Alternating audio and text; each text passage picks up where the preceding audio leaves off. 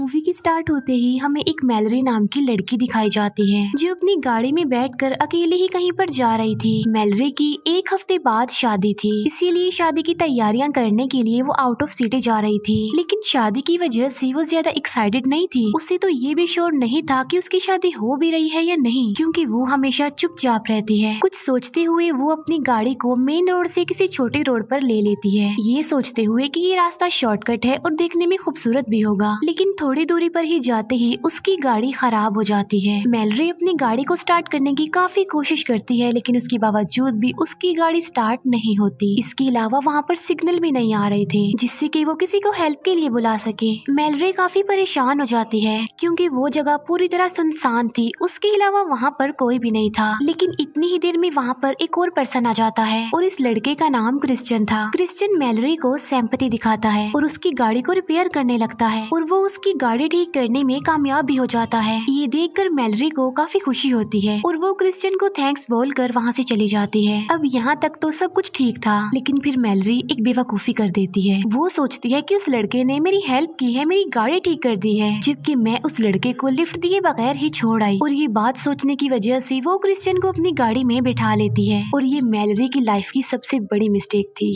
Starting में तो Christian Malory को इम्प्रेस करने के लिए काफी अच्छी इधर उधर की बातें करता है, लेकिन थोड़ी दूर जाते ही उसकी कन्वर्सेशन, उसकी बातें चेंज हो जाती हैं और उसका बिहेवियर भी अब बदल गया था। वो मैलरी से अजीबोगरीब बातें करने लगा था। मैलरी समझ चुकी थी कि वो किस टाइप का इंसान है और वो क्या चाह रहा है, इसीलिए वो गाड़ी रोक लेती है और क्रिश्चियन को गाड़ी से उतरने के लिए कहती है। लेकिन क्या वो इतनी आसानी से गाड़ी से उतरने वाला था? बिल्कुल भी नहीं। और मैलरी को भी इस बात का अंदाजा नहीं था कि वो कितनी बड़ी मुसीबत में फंस चुकी है। क्रिश्चियन जल्दी से अपना नाइफ निकाल लेता है और मैलरी को नाइफ दिखाकर वो उसे कहीं पर ले जा रहा था। अब जान बचाने के लिए मैलरी को उसकी बात तो माननी ही पड़नी थी, लेकिन तभी मैलरी देखती है कि क्रिश्चियन ने अपनी सीट बेल्ट नहीं लगाई हुई और यही मौका था मैलरी के पास अपनी जान बचाने का। मैलरी एक कर्व से अपनी गाड़ी को खाई में फेंक देती है, जहाँ पर जाकर गाड़ी बुरी तरह क्रैश हो जाती है, जिसमें मैलरी बच जाती है। लेकिन मुसीबत की बात तो ये है कि वो गाड़ी से निकल नहीं सकती थी क्योंकि उसका पैर सीट में बुरी तरह फंस चुका था। वो खुद को फ्री करने की काफी कोशिश करती है, लेकिन नहीं हो पाती। और तभी हम बाहर क्रिश्चियन को देखते हैं। वो भी बच गया था, जो कि बिल्कुल ठीक था, सही सलामत था। इवन वो मैलरी से भी ज्यादा सही हालत में था। और यहाँ पर वो बाहर होने के बावजूद भी मैलरी की हेल्प नहीं करता, बल्कि वो उसे वहीं मरने के लिए छोड़कर वहाँ से चला जाता है, जबकि मैलरी सिर्फ हेल्प के लिए चिल्लाती रहती है। फिर ऐसे करते करते रात हो जाती है, लेकिन मैलरी अभी तक वहाँ पर फंसी हुई थी, वहाँ से फ्री नहीं हुई थी। असल में वहाँ पर सिचुएशन ही ऐसी थी जिसे देखकर लग रहा था कि शायद मैलरी कभी भी ना फ्री हो पाए, क्योंकि गाड़ी का दरवाजा लॉक्ड था। फिर जैसे ही रात होती है वहाँ पर ठंड बढ़ जाती है और मैलरी को सर्दी लगने लगती है। लेकिन गाड़ी में कुछ कपड़े थे जिन्हें पहनकर मैलरी अपनी सर्दी तो रोक लेती है। और लकीली कार में बैटरी भी थी जिसकी मदद से वो हीटर ऑन कर लेती है। अब ठंड से तो वो बच गई थी, लेकिन इसके अलावा भी वहाँ पर मल्टीपल प्रॉब्लम्स थी, क्योंकि वो जंगल था,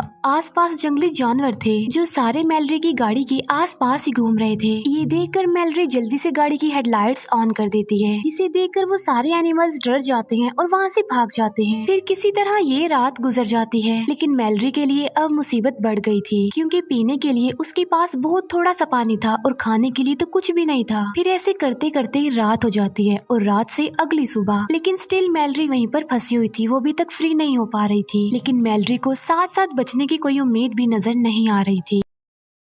उसके हालात पहले ही काफी खराब थे कि तभी उसे परेशान करने के लिए वहाँ पर क्रिश्चियन आ जाता है, जो कि अच्छी हालत में था, खुश था। वो मैलरी को बताता है कि यहाँ से कुछ दूरी के फासले पर मुझे एक कैबिन मिला है जो कि फिलहाल खाली है, लेकिन वहाँ पर एक फैमिली रहती है जो घर पर नहीं है बल्कि कहीं पर गए हुए हैं। क्रिश्चियन अपने साथ वहाँ पर खाना भी लाया होता है और वो खाना वो मैलरी के लिए नहीं लाया था, बल्कि वो खाना वो उसके सामने बैठकर खाने के लिए, उसे चिढ़ाने के लिए लाया था। वो देखता है कि मैलरी की कंडीशन तकरीबन मरने के करीब है, इसीलिए वो वहाँ से चला जाता है। और ऐसा करते करते रात हो जाती है। मैलरी को अपनी गाड़ी में से एक लाइटर मिलता है और तब रात गुजारने के लिए वो उस लाइटर से आग जला लेती है। फिर हम देखते हैं कि कितनी मुश्किल से काफी देर बाद कहीं जाकर मैलरी को नींद आती है, लेकिन थोड़ी देर सोने के बाद ही उसे जागना पड़ जाता है, क्योंकि उसकी बॉडी पर चूहे चल रहे थे। अब मैलरी तो पहले ही हालात की वजह से इतनी तंग आ चुकी थी, इसीलिए गुस्से में आकर वो एक चूहे को मार डालती है। और हैरान कर देने वाली बात तो ये है कि चूहे को मार आकर उसका एक फायदा हो गया था, क्योंकि उसे उसका खाना मिल गया था और वो यहाँ पर चूहे को खा लेती है। नेक्स्ट मॉर्निंग फोन की रिंग बजने की वजह से मैलरी की आंख खुल जाती है। ढूंढने पर मैलरी को फोन मिल जाता है और यहाँ पर उसे उम्मीद की कोई किरण नजर आती है, लेकिन उसकी उम्मीदों पर पानी फेरने के लिए वहाँ पर फिर से क्रिश्चियन आ जाता है। मैलरी को जब रियलाइज होता है कि वहाँ पर क्रिश्चियन आ गया है तो वो अपने फोन को छुपा लेती है। क्रिश्चियन बताता है कि कैबिन में रहने वाले लोग अपने घर में वापस आ गए थे, लेकिन मैंने उन्हें कैद कर दिया है उन्हीं के घर पर। वो मैलरी को कहता है कि तुम्हें मुझसे डरने की कोई जरूरत नहीं है, मैं तो आज तुम्हारी हेल्प के लिए आया हूँ। फिर वो प्रूव करता है कि वो किस तरह से मैलरी की हेल्प करने आया है। सबसे पहले वो मैलरी से उसका मोबाइल स्नैच करता है, क्योंकि उसने मैलरी को देख लिया था फोन छुपाते हुए। और फिर वो मैलरी को एक 100 देता है और बताता है कि यही तुम्हारी हेल्प है, मैं तुम्हारी हेल्प करने के लिए ये लेकर आया हूँ। जिस पर मैलरी कहती है कि ये 100 दरवाजे को नहीं काट सकती। जिस पर क्रिश्चियन कहता है कि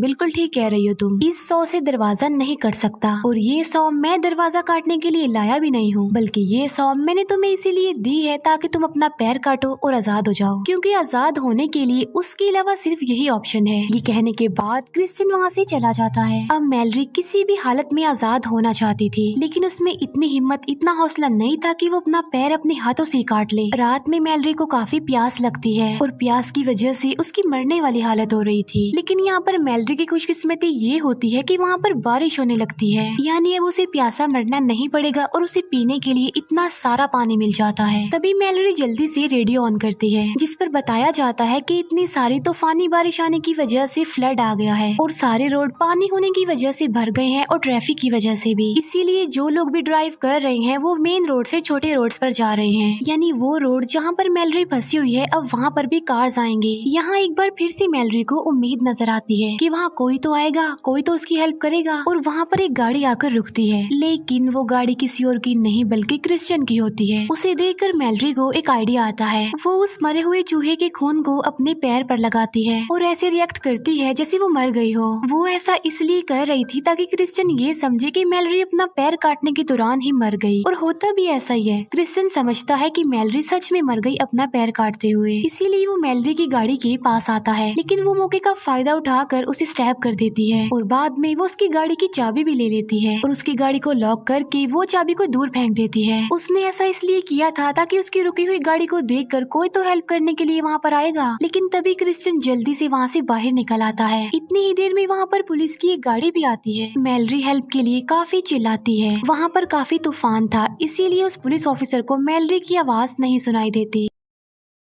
क्रिश्चियन उस पुलिस ऑफिसर की हेल्प मांगकर उसे लिफ्ट लेकर वहाँ से चला जाता है और बेबस मैलरी एक बार फिर से चिल्लाती रहती है। वो सोचती है कि अगर वो ऐसे ही वहाँ पर पड़ी रही तो मर जाएगी, इसीलिए अब आजाद होने के लिए उसे कुछ करना है, उसे हिम्मत करनी होगी। और काफी सोचने के बाद वो अपना पैर काटने का फैसला करती है। लेकिन मैलरी की किस्मत अच्छी थी, क्योंकि पानी होने की वजह से उसकी गाड़ी बहने लगती है, जिससे गाड़ी का दरवाजा खुल जाता है और अब मैलरी फ्री हो जाती है बगैर पैर काटे। फिर वो वहाँ से निकलने का रास्ता ढूंढ रही होती है, लेकिन तभी उसे वहाँ पर एक कैबिन नजर आता है जिसके अंदर से किसी के चीखने चिल्लाने की आवाजें सुनाई देती हैं। और ये वही कैबिन था जिसके बारे में क्रिश्चियन बता रहा था, और यहाँ पर डेफिनेटली क्रिश्चियन है। अब मैलरी का रास्ता बिल्कुल साफ था, वो जान बचाकर वहाँ से भाग सकती थी, लेकिन वो ऐसा नहीं करती, बल्कि वो कैबिन की तरफ बढ़ती है और उसे पता चलता है कि यहाँ पर बहुत सारे ट्रैप्स लगाए गए हैं। वो देखती है कि कैबिन के मालिक को क्रिश्चियन ने मार दिया है। इसके अलावा जिस पुलिस ऑफिसर की लिफ्ट लेकर क्रिश्चियन वहाँ पर आया था उसको भी मार दिया था उसने, और अब उसने कैबिन की रहने वाली एक लड़की को पकड़ा हुआ है और उसे बांधा हुआ है। तब मैलरी चुपके से उसे फ्री कर रही होती है, लेकिन तभी वहाँ पर क्रिश्चियन आ जाता है। लेकिन यहाँ पर मैलरी ने एक समझदारी की थी, उसने पहले ही उस पुलिस ऑफिसर की गन उठा ली थी। यहाँ पर उन दोनों यानी मैलरी और क्रिश्चियन के बीच काफी फाइट होती है, और इस बीच मौके का फायदा उठाकर मैलरी क्रिश्चियन को गिराने में कामयाब हो जाती है और क्रिश्चियन जाकर सीधा एक ट्रैप पर गिरता है, जिससे उसका पैर एक ट्रैप में फंस जाता है। और तो और वो इंजर्ड भी है और उसकी हालत खराब भी है। और यहाँ पर मैलरी क्रिश्चियन की हेल्प करती है, सेम वैसे ही जैसे क्रिश्चियन ने उसकी की थी। वो क्रिश्चियन को एक नाइफ देती है और उसे कहती है कि बचने का सिर्फ यही रास्ता है, नाइफ से अपना पैर काटो और आजाद हो जाओ। लेकिन नाइफ से पैर काटना काफी तकलीफ दे था, काफी मुश्किल था। और ये कहने के बाद मैलरी उसे मरने के लिए उस लड़की को अपने साथ लेकर वहाँ से चली जाती है। फिर हम क्रिश्चियन को देखते हैं जो कि अपनी आखिरी सांसें गिन रहा था, वो मरने वाला था। और फिर देखते ही देखते क्रिश्चियन मर जाता है, यानी इसका मतलब ये है कि मैलरी ने अपना रेवेंज ले लिया था। इसके अलावा इस स्टोरी का मोरल ये भी है कि अगर तुम किसी के साथ बुरा करोगे तो तुम भी कभी न कभी किसी ट्रैप में फंस सकते हो। और इसी के साथ इस मूवी का यहीं पर दी एंड हो जाता है। Thank you for watching.